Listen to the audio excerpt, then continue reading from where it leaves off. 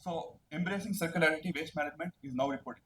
Uh, December 2024 BRSR has been updated. So if you want to read it, it's a simple. You ask ChatGPT for a summary, it will give you a 20-point summary of BRSR. Beautifully done. I took it from ChatGPT. So writing each one of it is difficult, but getting summaries is beautiful. So gender diversity, inclusive development, MSME. MSME is now reportable under BRSR 2024. So now you have to have some metrics in your cost audit reports or in your reports as to what is MSME contributing as far as your company is concerned. What extent of okay, there are two things. One is what extent of procurement is coming from MSME. What extent of purchasing power parity is coming from MSME is different. So if your MSME is contributing in quantity terms, there's one thing. If it's actually contributing in value terms, it means something else. As far as the revenue is concerned, in quantity terms and value terms. So be very clear in what you're reporting, because they're doing two different things. And the CAG points this out. If you look at CAG reports on PSUs, all of this is pointed out as to are you procuring from. It's not about income tax in CAG audits, it's about obligations. Another thing is cert. Okay, this is a meaty report, but these are obligations which you have under the BRSR. Quickly summarizing, yeah.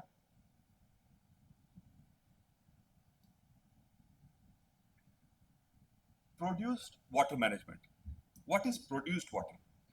Uh, Mumbai High, have you heard of Mumbai High? Some of you would have heard. Mumbai High is an integrated platform. There are about 115 oil wells, about 150 to 200 kilometers into the ocean, off the coast of Bombay. 150 to 200 wells, each of it piped to a offshore processing center. The processing center processes crude, oil, gas, and water. Oil, gas is processed, another 200 kilometers of pipeline to Uran, Gujarat, and water is recycled back, treated back, and put back into the ocean at some point. And some of it is used for certain people who stay there. There are about 300, 350 people staying there in the offshore platform. It has its own 230 megawatt power plant offshore in the middle of the ocean. So the entire thing is integrated. There is zero water wastage. Every ounce of water, other than evaporation loss, there is no water wasted.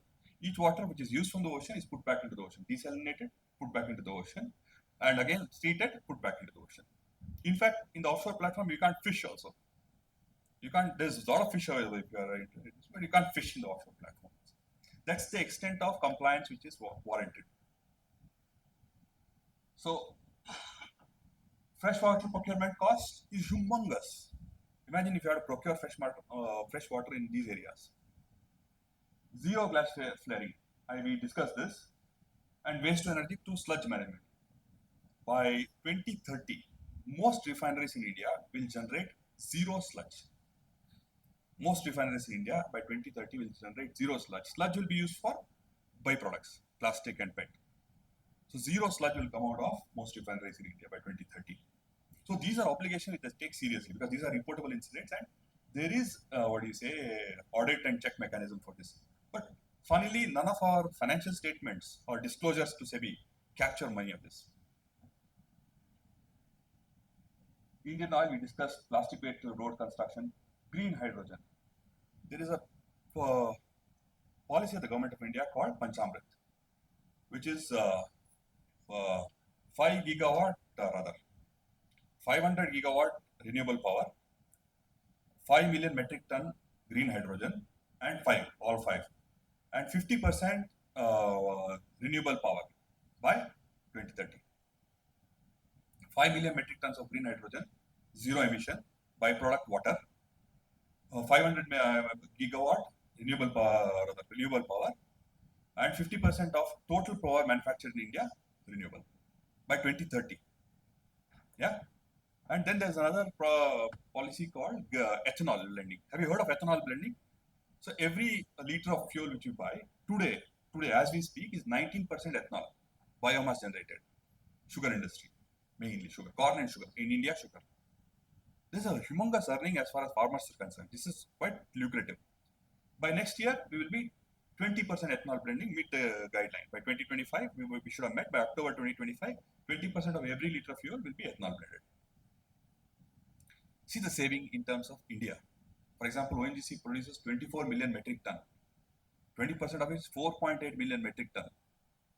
Imagine how many barrels of oil and how much forex savings we have because of ethanol blending. So there is all of these things are happening in parallel. We may not recognize it, but the cost capture is what is the missing link. What is the cost of ethanol? We just do procurement costing. We don't do opportunity costing. We don't do activity-based costing. We don't know what the real price is. We just do procurement pricing. Procurement is administered price again. So we really don't know what is the extent of and what is the saving as far as forex is concerned. What is the saving as far as environment is concerned? It's cleaner. And all of these are aspects which I think the CMA Institute has more skill than other institutes, because other institutes focus mostly on transparency, reliability, compliance. This is where you can help engineers cost engineering activities. Okay. Fly ash we discussed, waste heat recovery, nothing, no heat should be waste. In every plant, heat is money. Heat is money. If you're able to put heat into energy, you are in the money. Steam, don't waste steam, combined cycle, put it into a steam generator. Or municipal solid waste to heat, rather to power. Singapore, most of its power comes from waste.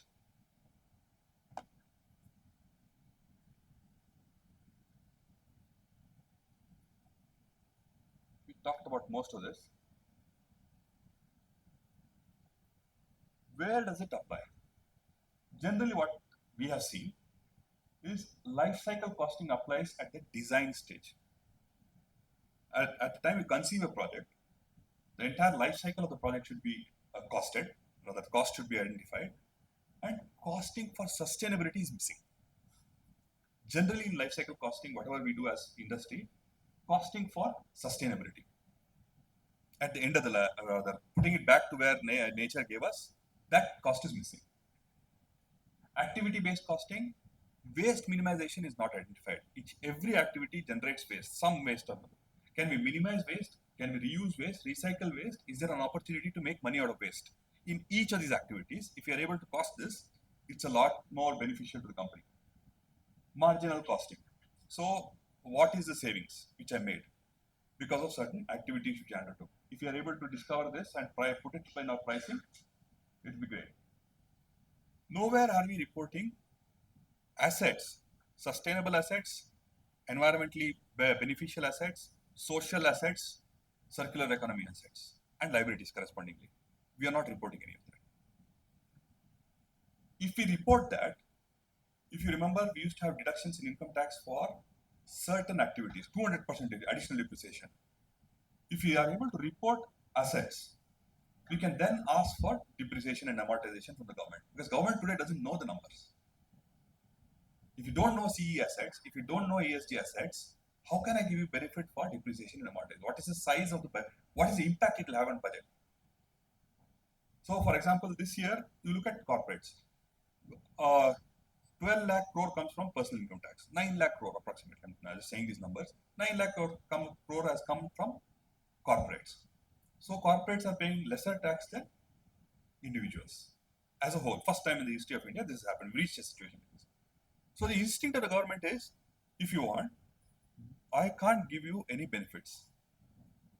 Imagine the difficulty in convincing to the government today, when you're paying lower tax than individuals, what will corporates have to face to convince the government to say, I need benefits for CE, I need benefits for ESG in this environment, unless you have numbers, right? So unless we are able to generate these numbers, it's impossible to convince the government for any tax benefits, depreciation, amortization, additional depreciation, all those things. Circular economy investments have to be disclosed separately, either in the board report or in your BRSR. BRSR only looks at compliance. These are the investments I have made. These are the assets I have generated. These are the liabilities which I have undertaken. Imagine borrowing cost.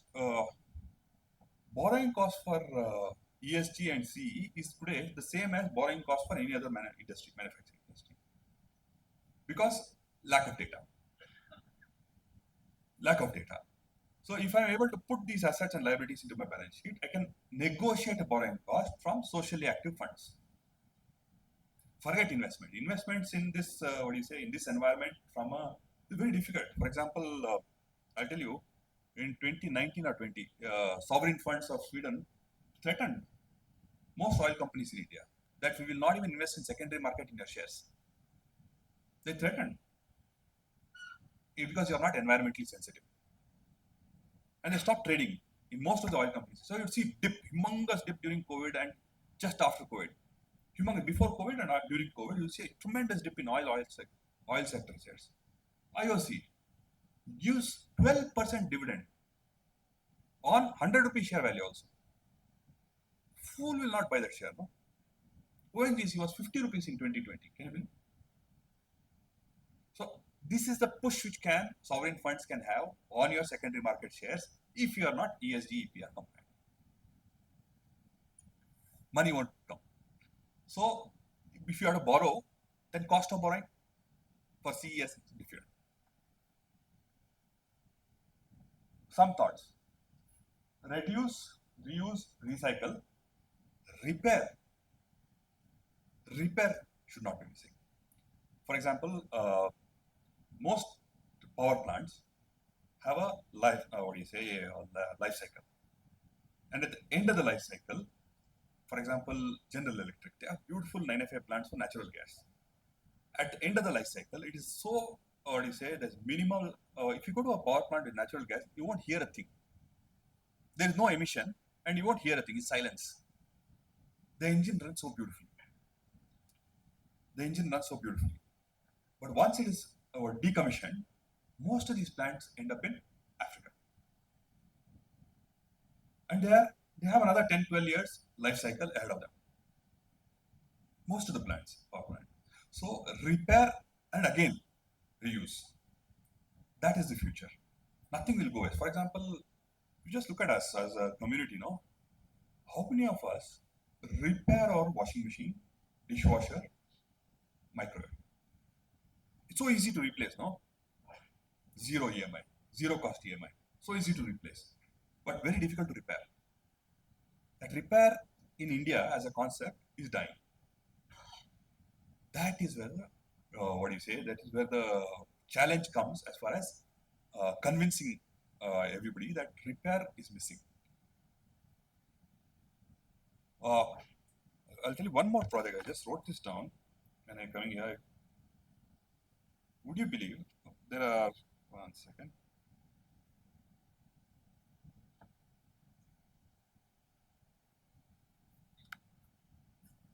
There are about 2,000 plus. There are about 2,000 plus oil fields which have opportunity for enhanced oil recoveries. 2,000 plus. Oil India, ONGC, and all of these are nominated. Nominated means it came to all these companies free of cost on nomination basis. Now it's all open area licensing, which is bidding, tender process. These wells have EOR opportunity, enhanced recovery opportunities, but the kind of capex required for that is humongous. So what is the natural instinct for anybody else to do is exploration, not production, through EOR. EOR is expensive. So what they have done, if you see the last year, they signed a contract with British Petroleum for EOR on all old assets in Mumbai High. 89% recovery is expected from all of these wells in the next 7 years. 89% of production made in the last year. 89%. You can meet that. Just in 7 years. So look at the opportunity cost which is there in repair, rejuvenate, reuse. Leveraging technology. Again, beautiful example is all in the oil and gas and power sector. Power. Every unit of power we generate, we charge, right? Now this charge mechanism goes through Electricity Regulatory Commission approval. A tariff is approved. Generally on a cost plus basis. What is cost is challenging. What is O&M cost? operation and maintenance cost is challenging. In operation and maintenance, is it direct or indirect is challenging. And if there is downtime because of certain, let's say the UPS fails, it's not kickstart. Kickstart take 2-3 days again. The cost for kickstarting, is it direct cost, indirect cost? Is it operating and maintenance cost, or is it additional cost? All of this go into tariff discussions, and tariff negotiations are very tough. Impossible to convince CERC members for enhanced rate or enhanced recovery. That is where costing comes in. Your skill, most electricity companies struggle with communication and convincing. Why I'm saying it's important to communicate and convince is, look at solar. It started from 12 rupees per unit, now it's down to 2.5 rupees per unit. At one point, it will be unviable. At one point, it will be unviable. It's just not making sense. I may do it as part of my EPR obligation. I may do it as part of my ESG obligation. I may do it as part of my CSR obligation, but it's just not making financial sense. So what is government doing? Government is pushing all these obligations onto major polluters, which is oil companies. So if you see everybody starting green, because governments push, you are a producer and you have obligation. Rather than, this is a business I want to be in. So unless tariff and costing is able to communicate the requirement, need for price, very difficult. In this environment, it's just not making, no natural gas-based power plant in India functions today. Why? It's unviable. None of them have a long-term 30-year contract for gas. Very few have, one or two have. And the same situation will arise in solar and wind at some point unless we rethink our cost mechanism. And if we give free power, adds to the burden in the state. Adds to the burden in the state. The state has to pay for it. So, measuring circularity, challenges with measurement, there is no metrics. There is no India metrics. We follow European standards, we follow World Business Council standards, we follow CRI, but there is no India metrics. And who will give this metrics? Some institute has to go. Institute of Chartered Accountants, Institute of Custom Management, ICAI, CMA Institute. Somebody has to give this metrics, no? Somebody has to be an early mover to create standards in India. Input-output tracking, I know that, or we all know that. Bridging financial reporting with sustainability. We talked about this. Performance frameworks. Again, is this working? Is this EPR obligation? Is this ESG obligation? Is this CSR obligation working? For best example, Sulabh Shauchalaya. I will not use the word Sulabh Shauchalaya, I'll say toilets. Multiple companies, multiple CSR budgets have pushed toilet creation. Lakhs of toilets are created across the country. I've also been part of CSR committees at major initiative, Swachh Bharat, to create toilets. Who maintains those toilets? We have reached a stage where our CSR budget hates operating cost. We love capex. There's easy, measurable CS certificate, obligation, top, go, pay. Who will operate it? We don't like operations because operations are subject to certain challenges vis-a-vis the trust, society, or whoever is implementing this. Yeah. So unless we are able to measure performance of these assets, very difficult. Continuing measurement. This example I thought I'll share with you. I have another. I'll just take 2 minutes. This is a beautiful, measurement tool which Accenture has used. Material of interest is plastic. You may not see it, but I'm just reading it for you. Total weight of non-virgin recycled content used in input plastic packaging divided by total plastic packaging. This is a measure for Unilever. Virgin plastic may be cheaper. Recycled plastic may be expensive. But still, what is the out of my packaging, how much of it is coming from virgin material or recycled material is being reported. What are the obligations? If you are category 1, rigid plastic, 60% has to be recycled by 28-29. If you are category 2, flexible plastic, 20% has to be recycled. These are obligations which are there as far as EPR is concerned. EPR, Central Pollution Control Board, measures this for you. So there are metrics which are available in the industry, but somehow these are not finding place in our financial statements. Ethanol blending we talked about, DSM we talked about, circular economy cell I talked about.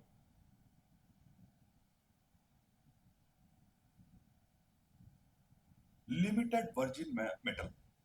Another new thing which is coming is how much, rather, how am I limiting the use of virgin metal? How much recycled metal am I using in any manufacturing process? That is going to be a key measure for your EPR compliance or ESG compliance in the future. I will skip ahead, out of time. This is what I wanted to show. Where are we? Today, about 25% of our entire power comes from renewable power. As a nation, we are much ahead of other countries. 25% comes from renewable power. In fact, we are better than the US in certain ways. By 2030, it has to be 50%. 44.5 is what is measured by the Niti Aayog, but 50% is what is mandated by the PM. So I'll stop here. Thank you.